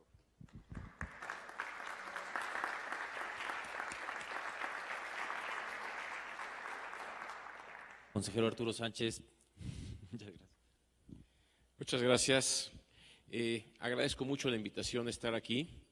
Pues ahora sí que ya me quedan nada más unos cuantos minutos para poder compartir algunas ideas con ustedes.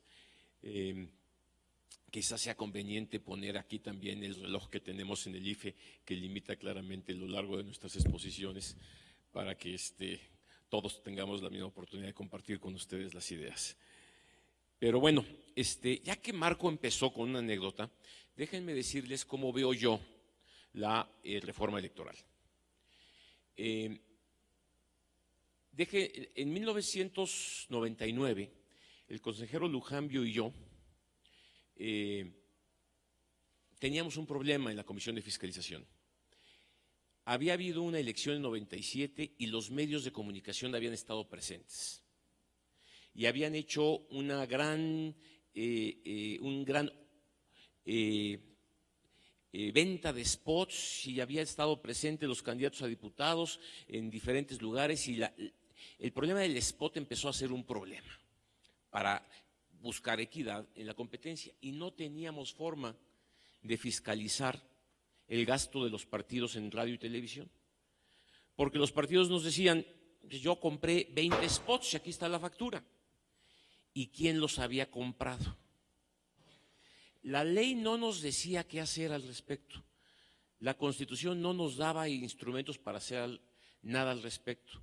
Y a pesar de eso, el maestro Lujambio inventó, oye Arturo, ¿y qué tal si hacemos un monitoreo de spots para la campaña del 2000? Contamos los spots para que después los partidos, cuando nos informen del gasto, pues ya nosotros podamos fiscalizar y comparar. Eso no estaba en la ley. Eso no lo decía la Constitución. Y nos aventamos para adelante a hacerlo.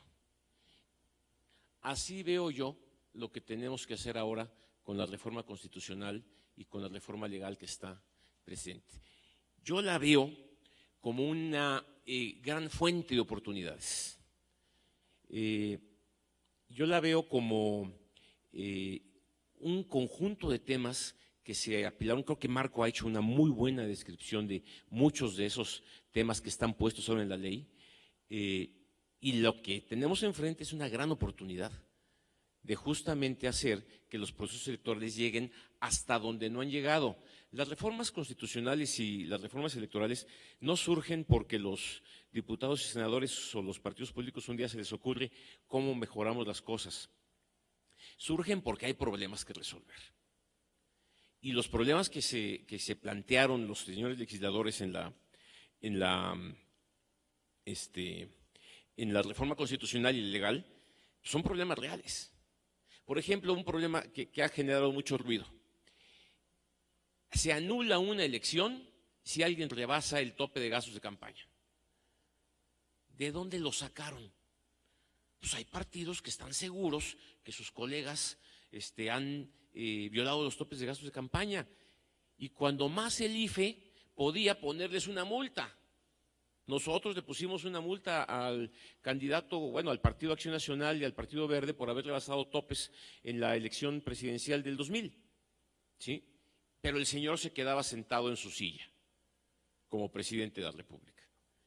Y eso había que resolverlo. Otro problema que ha sido muy claro, pues toda la elección del 2012 surgieron todo tipo de acusaciones sobre si lo de Monex era correcto, si las tarjetas del candidato eran correctas, y luego el debate de que si el tribunal iba a resolver si la elección era válida o no antes de que se tuvieran los resultados de la fiscalización. Pues ahí hay un problema. ¿Qué hacen? Legislar.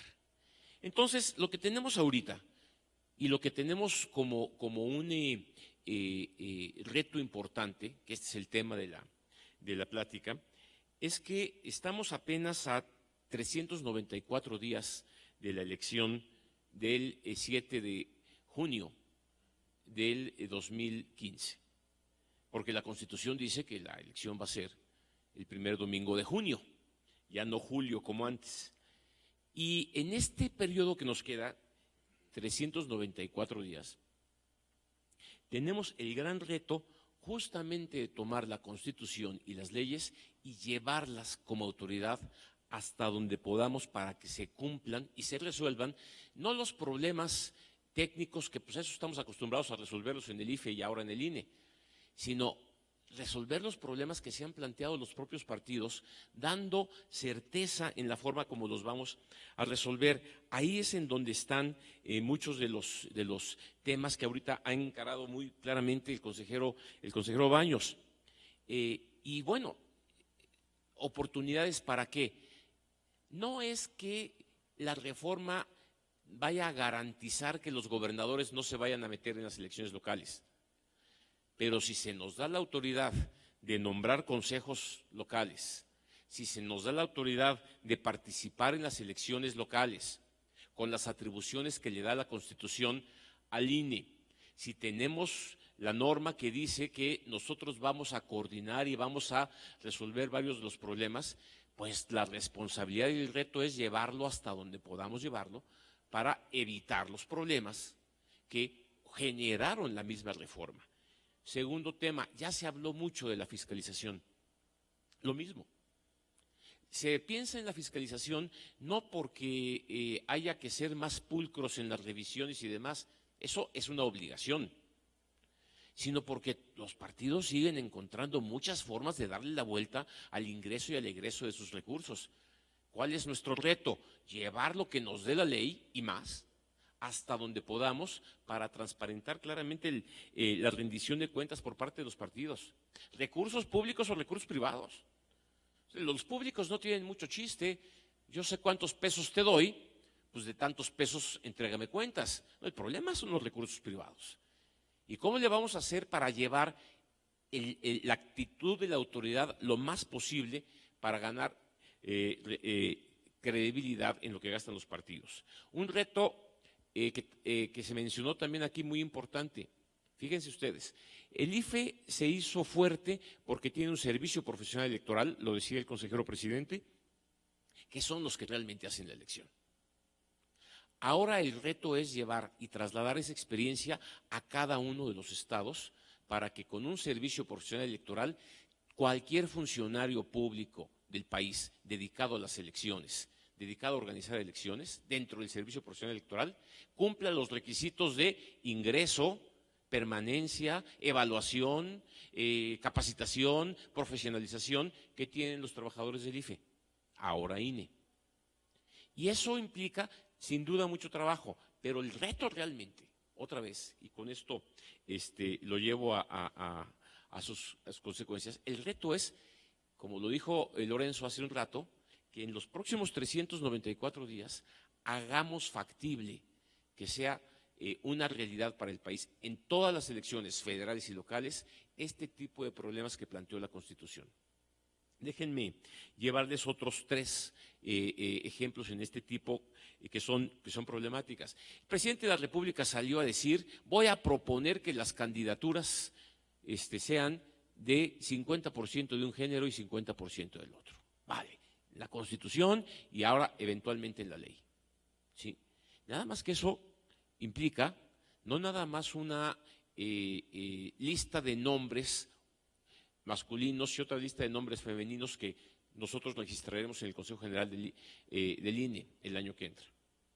Eso implica una actitud en relación a la equidad y la paridad de género que tenemos que aplicar prácticamente en todas nuestras decisiones como autoridad electoral. Ya nos adelantamos en el IFE hace algunos años. Por ejemplo, los consejos locales que formamos nosotros para la elección, Marco, ¿te acuerdas? Pues ya estaban definidas por paridad de géneros. Y tenemos que tener esa actitud si realmente nos creemos estas reformas, pero la autoridad es la primera que tiene que dar el ejemplo al respecto. Piensen ustedes en otro tema, las candidaturas independientes. No se trata nada más de registrarlas. Se trata de ser muy pulcro y comunicar adecuadamente qué significa el candidato independiente, cuál es su misión, qué va a hacer si gana, qué va a hacer si es diputado, qué va a pasar con todo el esquema legal del país que no está hecho para candidatos independientes, está hecho para partidos políticos, toda nuestra historia fue así. ¿Qué tiene que hacer la autoridad para hacer que ese tipo de reformas se hagan una realidad? Me parece muy importante cómo en el conjunto de las 4 exposiciones hemos cada uno de nosotros hilvanado diferentes temas. El consejero presidente planteó los retos generales de la autoridad. Ciro planteó algunos puntos específicos y lo que realmente acaba de mencionar el consejero Baños es excelente, porque es un catálogo inmenso de las dificultades que vamos a tener y de la necesidad que tenemos de que la ley aclare los cómo. Yo lo planteo, yo quiero cerrar planteándolo como otro reto de la autoridad. Va a seguir habiendo reformas electorales, pero hubo una que nos toca instrumentar a nosotros. Esta es la tercera que me toca instrumentar a mí. Y yo sé que después de estas elecciones seguramente se plantearán nuevos retos. Bueno, la idea es que la autoridad tiene que ser suficientemente hábil, suficientemente fuerte, suficientemente ingeniosa para que con estos nuevos retos tengamos Uno, la humildad de comunicar pedagógicamente cada uno de los procedimientos que vamos a instrumentar. Dos, el arrojo para llevar la ley hasta lo más posible, de manera que los cambios, los vientos de cambio que soplaron en la Constitución y que ahora nos toca a nosotros instrumentar, se hagan una realidad. Y tres, tener la valentía y la osadía de poder ganarnos de esa manera la confianza de la ciudadanía. Yo creo que ese es, como podemos resumir, el gran paquete de tareas que tenemos enfrente en los puntos técnicos específicos que menciona el consejero Baños, en los retos institucionales que plantean Ciro y Lorenzo, pero sobre todo en la actitud de la autoridad para hacer de estos cambios una realidad para México. Muchas gracias.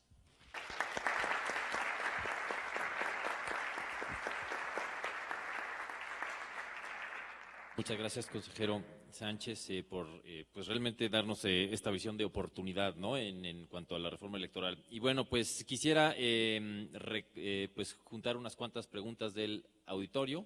Si se encargan de…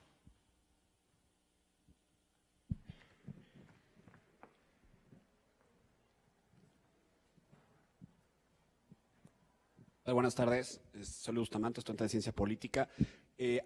Respecto a la parte esta pedagógica, ¿está obligado el Instituto Nacional Electoral a diseñar junto con la Secretaría de Educación Pública contenidos, bueno, tomando en cuenta que los consejeros que van a durar 9 años, en el momento en que los jóvenes, bueno, los niños que están ahorita en cuarto y quinto de primaria van a estar ejerciendo su derecho al voto y algunos de ustedes van a continuar estando en el Instituto Nacional Electoral, ¿por qué no se abre la posibilidad para plantear ciertos contenidos específicos en la escuela primaria que empiezan a fungir como una especie de escuela de ciudadanía y que pueden ir caminando de la mano con esta modificación institucional para que, incentivando participación, incentivando ciudadanía?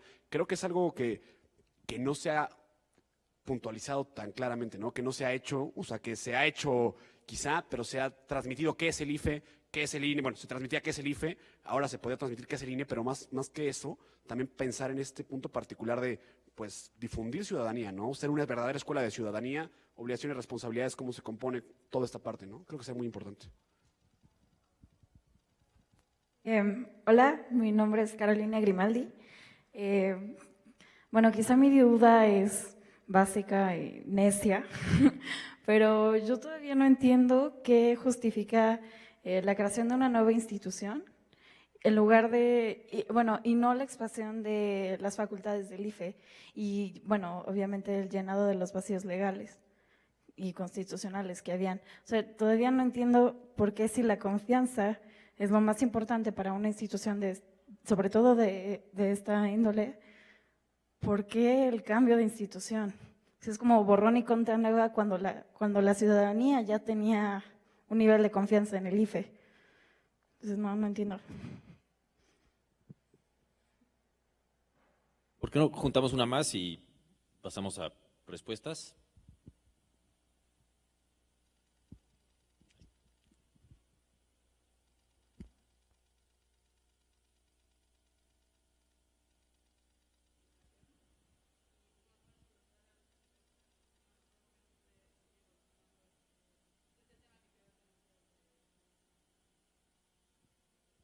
Muy bien.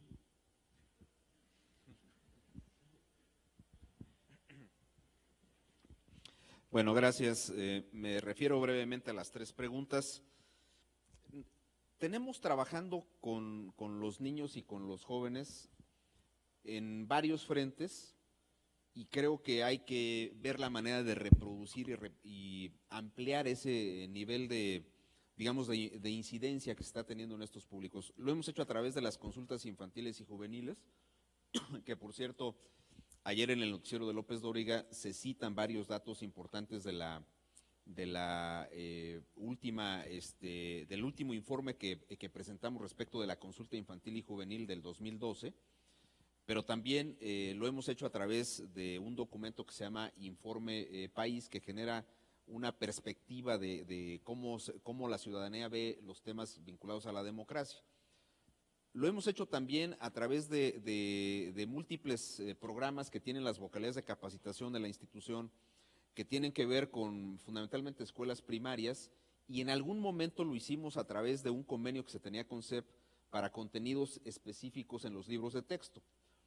Pero son esfuerzos que no han logrado articular todavía, y lo quiero reconocer así, una política pública del Estado mexicano que permita que todos los esfuerzos tengan ese propósito de construcción, de preparación de ciudadanos a futuro. También están los parlamentos infantiles, donde el instituto ha sido coorganizador, pero yo creo que esa parte que usted menciona es sin duda también una de las partes más complejas de los retos que tendrá que afrontar la institución, porque ahora además la facultad que de manera directa se le asignaba al IFE para promover la educación cívica se segmentó, se atomizó y se pasó a los órganos electorales locales.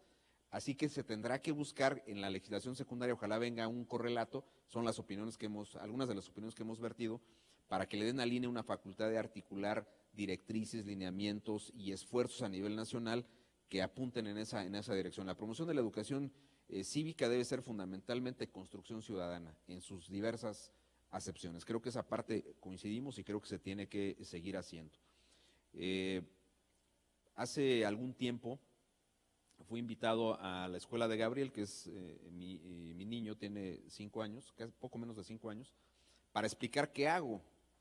Dije, híjole, pues ahora cómo les explico que, si no logro explicárselo a los ciudadanos, ¿cómo se lo explico a este público de segundo de kinder, ¿no? Porque es un tema muy, muy complicado. Así que intenté organizarles una elección. Y la forma fue preparar unas boletas con los dibujos de las carátulas de 2 cuentos para que ellos votaran para ver cuál leíamos en el... Claro que a mí no se me ocurrió, hay una asesora mía que es muy inteligente para esas cosas y me dijo, podemos hacer esto y diseñamos, pero yo fui, lo implementé, lo expliqué. Y realmente tuvo un enorme éxito entre este público. Entonces, tenemos que encontrar métodos que le vayan diciendo a los niños cómo se puede participar en democracia y luego cuáles son los límites de la democracia, porque pareciera que la gente piensa que los límites de la democracia están solo en el tema del ejercicio del voto, y no es así, porque ahora hay muchas cosas de la democracia que nos permiten seguir participando y establecer mecanismos de peso y contrapeso frente a la actuación de los servidores públicos. Esa parte tiene también toda una faceta. Luego, los cambios de la institución, bueno, a lo mejor suena un poco complejo lo que voy a decir, pero ustedes son politólogos. Finalmente, los diseños institucionales son diseños normativos que provienen de acuerdos políticos. El Instituto Federal Electoral tuvo, digamos, a juicio de los actores políticos, un resultado específico para los propósitos para los que fue diseñado, pero ahora traían otras preocupaciones, por ejemplo, reducir, en la opinión de los actores políticos, yo narro lo que vi, tengo mi propia opinión, pero ellos consideraban que el nivel de influencia de los gobernadores en la composición de los órganos electorales locales era de tal magnitud que afectaba el desempeño imparcial de los órganos electorales. Así que diseñar una institución de cobertura nacional tenía como propósito reducir, entre otras cosas, esos niveles de influencia y por consecuencia reducir también niveles de costo de la democracia. Yo ahí veo medio complejo que eso se pueda cumplir, pero ellos dicen que sí. Es respetable esa opinión, pero en el contexto real, al quitar la facultad, por ejemplo, de los congresos locales para designar a los consejeros y dejársela al INE, se introducen mecanismos que permitan, digamos, esta cuestión.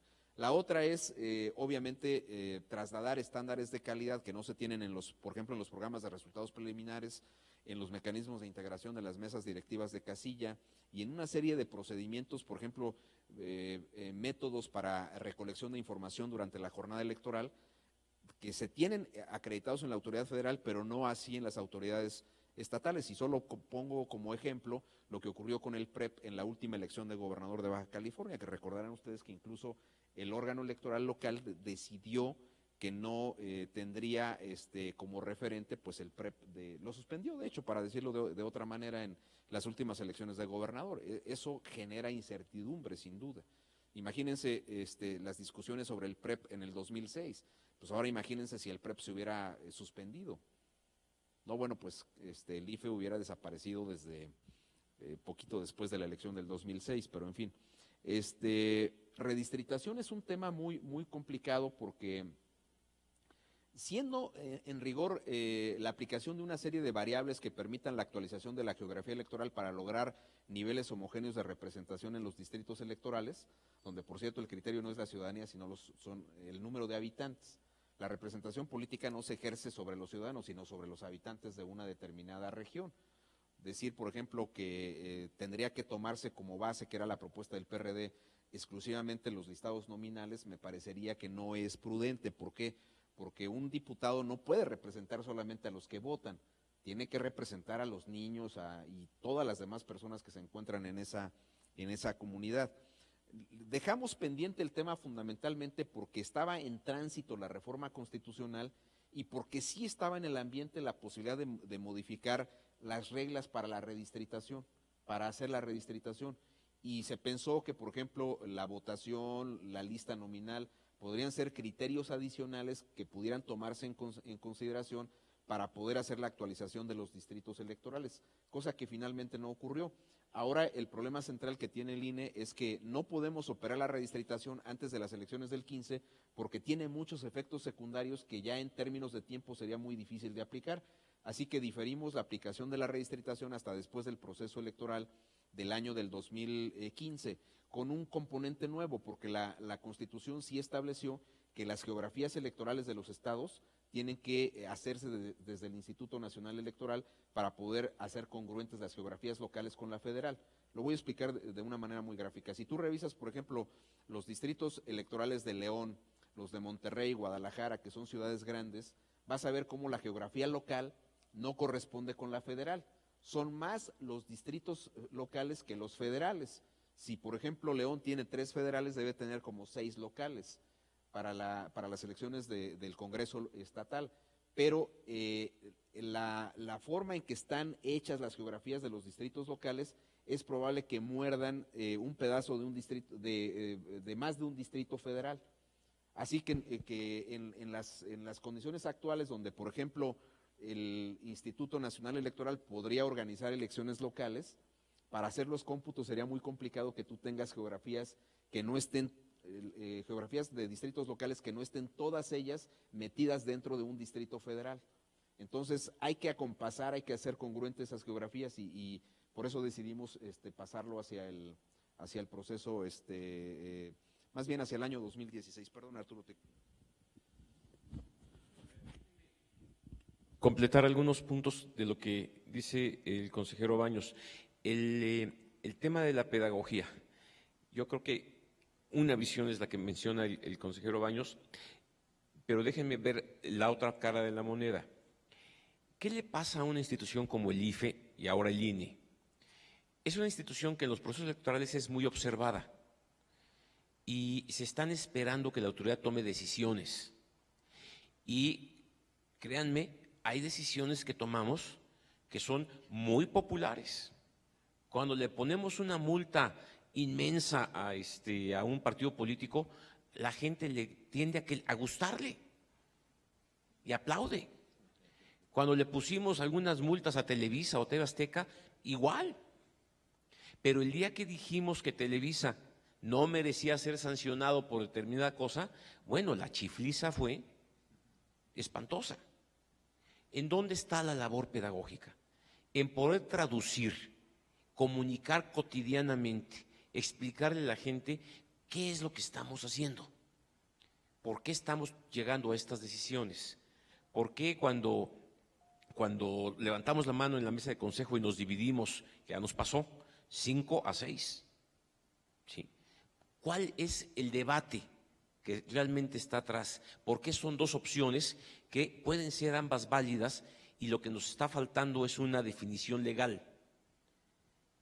Y cuando no sabemos traducir y explicarle a la ciudadanía este tipo de cosas, entonces pues, o hay aplausos o hay chiflidos y la gente no entiende qué es lo que está haciendo la autoridad. Y ahí es en donde yo digo que pedagógicamente, con una buena relación con los medios, con una buena explicación de lo que se hace, podríamos lograr también contribuir a ganar la confianza de la ciudadanía. Déjenme darles un dato. ¿Se acuerdan? No se acuerdan. Del 2006. Una de las críticas importantes en el 2006 fue la cantidad de errores aritméticos que habíamos tenido en las actas a la hora de los cómputos ahí, y que pues, todos esos errores podían derivar en que un candidato ganara, otro perdiera.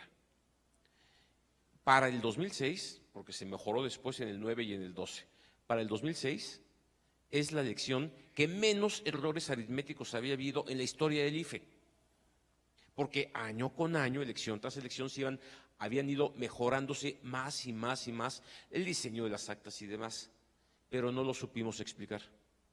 Y no saber explicar y enseñarle a la gente siquiera qué era un error aritmético, si tenía efecto en el resultado o no, pues nos puso en una situación muy vulnerable y ciertamente de pérdida de credibilidad en el 2006. Por eso el instituto tiene que tener el arrojo de poder dedicarse a comunicar continuamente, explicar, poner documentos, etcétera, que permitan entender cuál es su acción. Segundo, ¿qué justifica el INE? A ver, esa pregunta es realmente siempre muy interesante, porque el consejero Baños puso 3 puntos importantes. 1, reducir el costo de la democracia. Coincido con Marco, va a estar difícil que salgan más baratas las elecciones del año que entra de lo que han estado saliendo. Eso al corto plazo lo veo muy difícil. Que no se metan los gobernadores. Bueno, si no sabemos ni siquiera cuánto, cómo y de qué manera se metían, pues si no se meten por un lado, pues igual se pueden meter por otro, no sabemos. Asumimos que, o los legisladores asumen, que en el nombramiento de los consejos locales está el problema. Pues le quitamos al Congreso local el nombramiento, se lo damos al INE y ya se resolvió el problema. Yo creo que tampoco queda claro que esa sea la solución. Pero Marco menciona un tercer punto que me parece muy importante: la calidad de la elección, la calidad de la democracia en los estados. Ahí sí, ahorita, hoy en día, vayan a buscar los resultados electorales del 2013 en algunos estados de la República. Todavía no los podemos conseguir. Se cayeron 7 preps en el 2013 en las elecciones locales. Eso no puede pasar. Y es necesario que los procedimientos que ya conocemos de organización, de capacitación, de lo que el IFE sabe hacer y lo ha hecho hace 25 años, y ahora el INE tendrá que continuar esa tradición, se puedan explayar para allá. Yo creo que ese era el verdadero objetivo, porque si eso se logra, entonces automáticamente las decisiones tendrán que ser mucho más autónomas, mucho más independientes, y los gobernadores tendrán que meterse o querrían meterse por un lado donde van a encontrar barreras. ¿En dónde seguimos teniendo huecos? ¿En la fiscalización? Pues sí. Y ahí va a haber que, por eso digo, echarnos para adelante para poder frenar ese tipo de problemas. ¿Qué solución encontraron los señores legisladores para enfrentar esta problemática? Pues cambiar el IFE y hacerle un INE y darle ciertas atribuciones en la Constitución y ciertos retos que ya hemos platicado el día de hoy. ¿Es lo mejor? No sé. ¿Es lo más oportuno? Tampoco sé. Lo que sí sé es que lo que los legisladores, perdónenme que los diga así, nuestros representantes populares, sí, decidieron. Ellos están ahí porque votamos por ellos o porque nos abstuvimos, pero ellos están ahí. Y esa es la solución que encontraron. Nos toca a nosotros tratar de hacer una realidad los objetivos que se plantearon. Yo nada más completaría el tema de la redistritación con este punto. Y ya el consejero Baños explicó claramente los problemas. Pero ustedes como politólogos saben, atrás de la redistritación hay un efecto o un posible efecto político. Sí. Y eso implica un debate. Y los partidos políticos no quieren perder un distrito. Había, en el momento, yo no estaba en el IFE, yo estaba afuera, hacía mis análisis, y había partidos que se acercaban conmigo y me decían: ¿ya viste la propuesta del IFE para redistritar? Nos están quitando 6 diputados. A ver, maestro, ¿cómo que te están quitando qué? Es que partieron un distrito acá y entonces ya no voy a poder ganar porque voy a ser menos competitivo. ¿Cuál es la tarea de la autoridad? Lo que dijo el consejero Baños. Ser muy pulcros en los criterios que hay que aplicar para redistritar, de manera de que, independientemente de los posibles efectos, haya claridad de cuáles son los conceptos para hacerlo. Si no había claridad, qué bueno que el IFE lo retrasó, pero no va a dejar de ser un reto adelante, porque la Constitución y la ley nos obliga a redistritar de acuerdo con el último censo. Y el último censo ya está a 4 años. Y en el 16, si queremos redistritar, va a estar a 6 años. Entonces, sí hay un problema que resolver, que encarar, pero yo creo que en ese sentido es muy importante. Más vale la claridad y la nitidez en los procedimientos que aventarse a hacer un procedimiento que pudiera generar, sin que la autoridad lo viera, un efecto político indeseable en una o en otra dirección. Yo ahí dejaría. Muchas gracias.